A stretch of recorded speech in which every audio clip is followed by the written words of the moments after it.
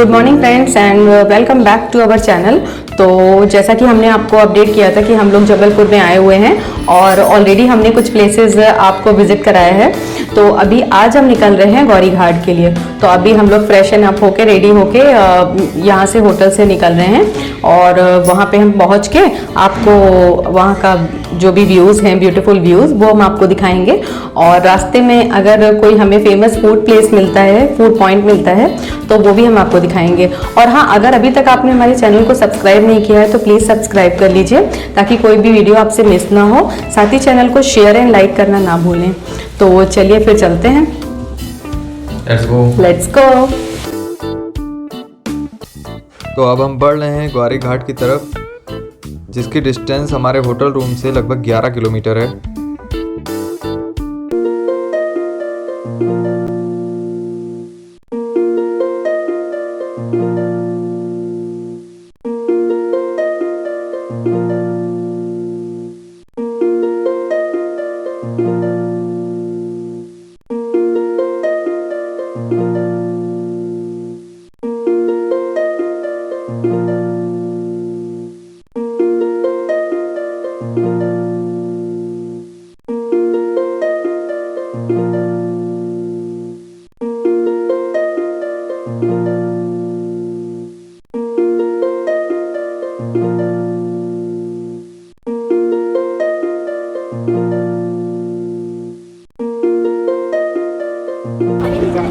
तो फ्रेंड्स, हम आ गए हैं ग्वारी घाट पे और पीछे आप देख सकते हैं नर्मदा देवी टेम्पल, वो सामने रहा। और हमने प्रसाद ले लिया है। अब हम बस दर्शन के लिए जाने वाले हैं। और हम 12-13 साल पहले यहाँ आए थे, तो अब फिर से आए हैं। यहाँ पे आप नर्मदा देवी में हाथ जोड़कर मनोकामना मांग सकते हैं जो पूर्ण होती हैं। तो हम लोग नारियल और प्रसाद ले लिए हैं चढ़ाने के लिए। देखिए, बाकी अर्पिता जी बताएंगी।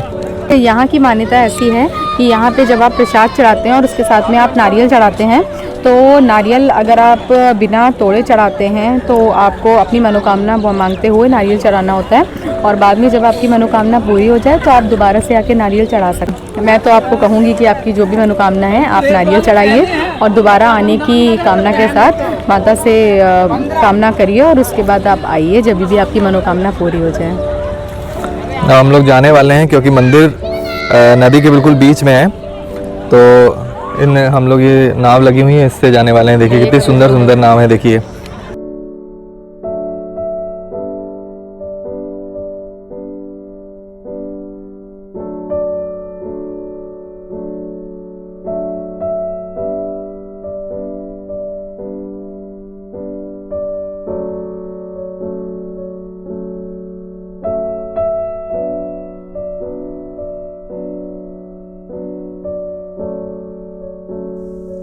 नर्मदा, जिसे रेवा के नाम से भी जाना जाता है, भारतीय उपमहाद्वीप की 5वीं सबसे लंबी नदी है। मध्य प्रदेश में इसके विशाल योगदान के कारण इसे मध्य प्रदेश की जीवन रेखा भी कहा जाता है तथा नर्मदा का उद्गम स्थल है मैकाल पर्वत के अमरकंटक पहाड़ी से। नर्मदा समूचे विश्व में दिव्य व रहस्यमय नदी है। इसकी महिमा का वर्णन चारों वेदों की व्याख्या में श्री विष्णु के अवतार वेद व्यास जी ने स्कंद पुराण के रेवा खंड में किया है। और आज हम पहुंच गए हैं उसी पवित्र नदी नर्मदा के बीच में बने नर्मदा देवी के दर्शन को, जो कि ग्वारी घाट पर बना हुआ है। इसके अलावा यहाँ प्रसिद्ध तिलवारा घाट, पंचवटी घाट, जिलहरी घाट, लम्हेटा घाट, सिद्ध घाट और उमा घाट भी हैं, जो नर्मदा के किनारे हैं, जहां आरती, पूजा अर्चना की जाती है।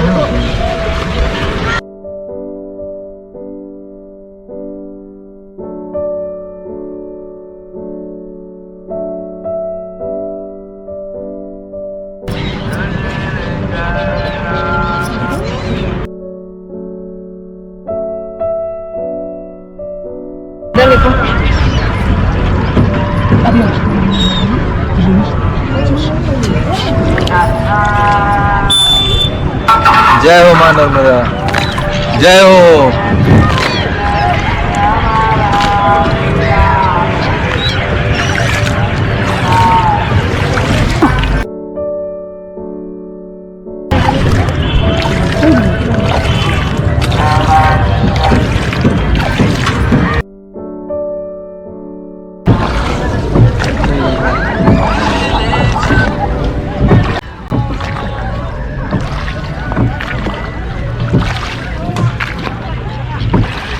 अब हम कर रहे हैं नदी की सैर और वो सामने आप देख रहे हैं ग्वारी घाट गुरुद्वारा।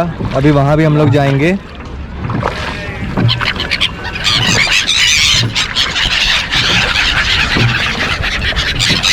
और ये सुंदर चिड़ियाएँ देख सकते हैं आप, इनको दाना डालने के पास में खाने के लिए आ रहे हैं। कितना खूबसूरत लग रहा है, देखिए हम लोग के पीछे पीछे।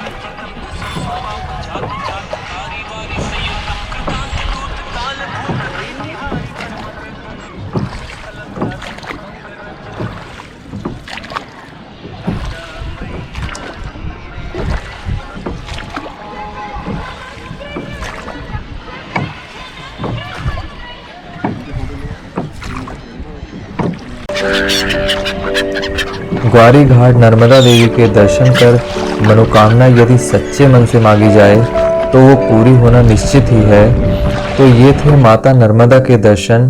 अगर आप जबलपुर आते हैं तो यहाँ आकर माता के दर्शन कर आशीर्वाद प्राप्त करने के बाद यहाँ के प्राकृतिक सौंदर्य और घाटों के किनारे नौकाओं से नर्मदा भ्रमण का आनंद अवश्य ही लें।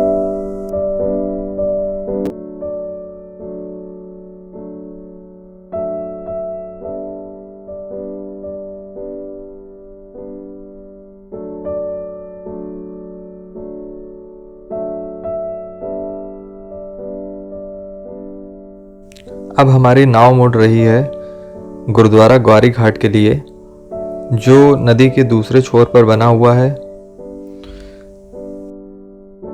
हम लोग दोस्तों नर्मदा देवी के दर्शन करके अब वहाँ से नाव से नदी पार करते हुए इधर गुरुद्वारे को आ गए हैं। तो हम लोग ऊपर जा रहे हैं, आपको दर्शन करवाते हैं ऊपर गुरुद्वारे के। गुरुद्वारा दूर से तो बहुत सुंदर लग रहा था, पास से आपको दिखाते हैं। वो हम लोग वहाँ से आए हैं, देखिए वो हम लोग वहाँ से आ रहे हैं मंदिर होते हुए अपनी नाव से। और हमारी नाव देखिए वहाँ पे खड़ी है, वो हमारी नाव खड़ी है। जाते टाइम उससे जाएंगे हम लोग कुछ, उसके बाद वहाँ पे फ़ोटो वोटो खिंचवाएंगे। बहुत अच्छी लोकेशन दिख रही है, देखिए बीच में जब नदी का पानी स्तर बढ़ता है तो वो सब भर जाता है। इस समय वो खाली होने की वजह से देखिए वो दिख रहा है और अच्छी लोकेशन बन गई है। अभी उतर के वहाँ जाएंगे तो आपको दिखाते हैं अच्छी से व्यू। वैसे तो जबलपुर शहर में कई ऐतिहासिक स्थल हैं, उनमें से ही एक खूबसूरत सी प्लेस पर हम आपको ले आए हैं, जो कि है नर्मदा ग्वारी घाट के दूसरे तट पर स्थित गुरुद्वारा ग्वारी घाट। साथ ही जो है जबलपुर का सबसे फेमस गुरुद्वारा। फेमस होने के साथ ही यहाँ का ऐतिहासिक महत्व भी है। स्वयं गुरु जी ने जबलपुर पड़ाव के दौरान इसी सड़क से आगे के लिए प्रस्थान किया था तथा नर्मदा परिक्रमावासी भी यहाँ विश्राम करने के लिए रुकते हैं। यहाँ मौजूद निशान साहिब की ऊंचाई करीब 113 फीट बताई जाती है।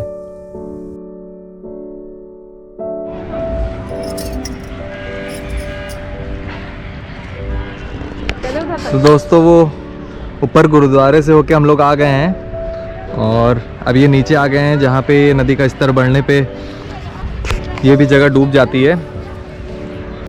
तो यहाँ के नज़ारे दिखाने के लिए लाए हैं आपको, बहुत ही खूबसूरत है। ऐसे लग रहा है जैसे कि हम लोग समंदर के किनारे हैं।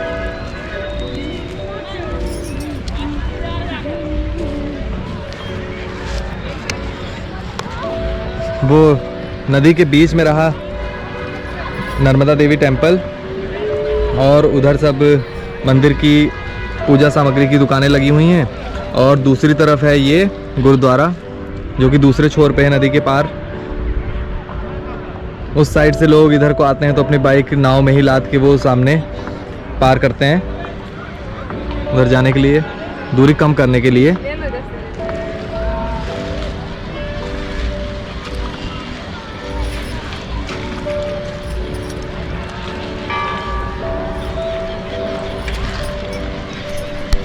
नदी का स्तर अभी बहुत कम है, तो हम लोग वहाँ पे जा रहे हैं बीच पे, थोड़ा और अच्छी लोकेशन लेने के लिए। तो चलिए चलते हैं।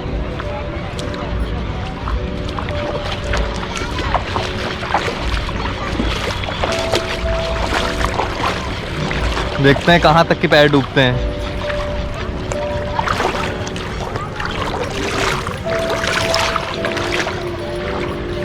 अरे बहुत गहरा है, बहुत गहरा है। ये लोग डूब कैसे नहीं रहे इन लोग के पैर। और ऊंचा किए हैं। लेकिन वहाँ तो चलेंगे। चलना है बीच में? नहीं यार, उतना ही चलेंगे। चलिए हम लोग बढ़ रहे हैं आगे।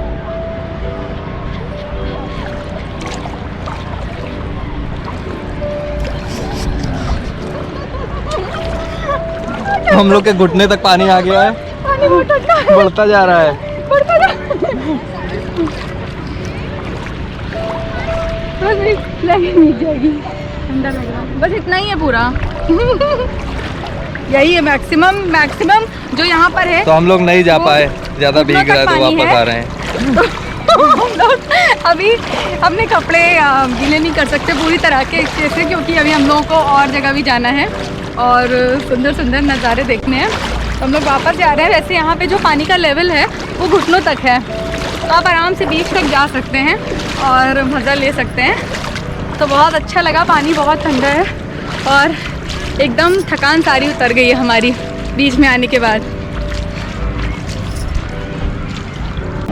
तो फ्रेंड्स, गुरुद्वारे का दर्शन करके और फिर नदी के बीच में टापुओं का मज़ा लेके हम लोग वापस अपनी नाव में आ गए हैं, और सच में ये बहुत ही अच्छा अनुभव था।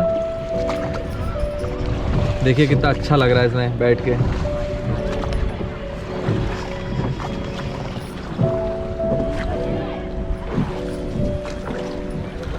अब मेरी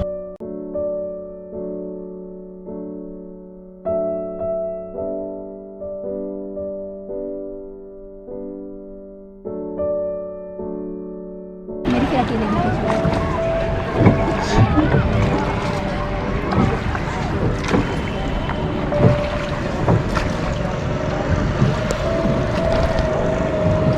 और इस्माइल अपनी अच्छा अच्छा। वो सामने लोग पार कर रहे हैं, अपनी बाइकें भी साथ में पार करवा रहे हैं, क्योंकि नदी के एक पार से आने में इनको ये सही पड़ता है, क्योंकि दूसरा रास्ता 20-25 किलोमीटर ज़्यादा है। तो ये लोग बोट से ही अपनी बाइक पार करा के इधर से जाते हैं।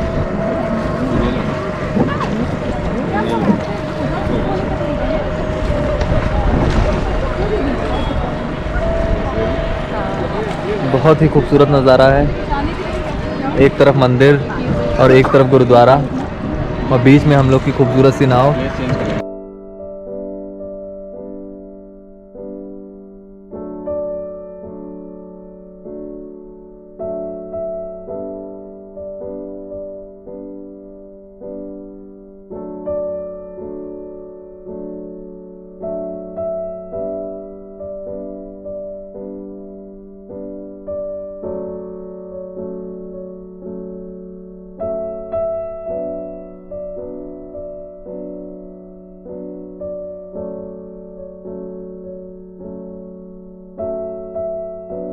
दोस्तों, हम लोगों ने इस खूबसूरत गुरुद्वारे के दर्शन तो किए, पर साथ ही हम लोगों को गुरु गोविंद जी के बलिदान को भूलना नहीं चाहिए।